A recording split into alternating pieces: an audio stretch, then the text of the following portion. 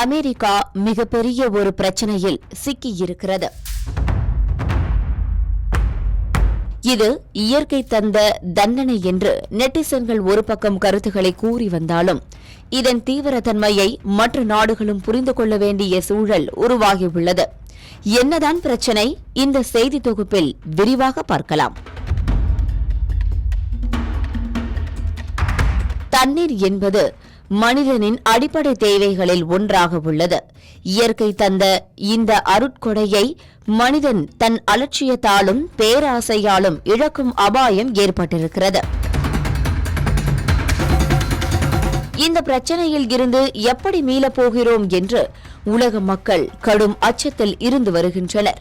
மேலும் புள்ளி விவரங்களின் அடிப்படையில் ஒட்டுமொத்த உலக மக்கள் தொகையில் 27% பேர் பாதுகாப்பான குடிநீர் இல்லாமல் இருக்கிறார்களாம்.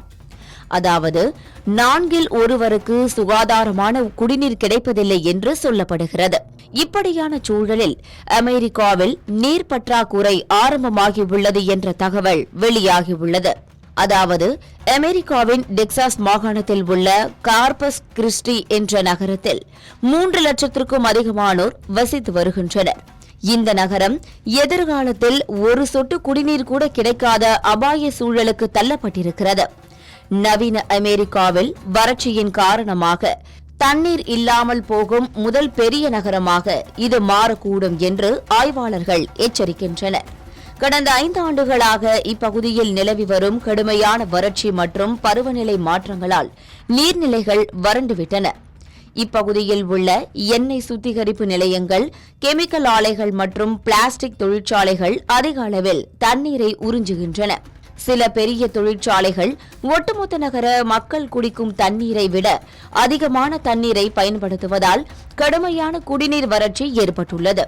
கடல் நீரை குடிநீராக்கும் திட்டம் பல ஆண்டுகளாக தாமதமானதும் முறையான நீர் மேலாண்மை இல்லாததும் இந்த நிலைக்கு காரணம் என்று சொல்லப்படுகிறது.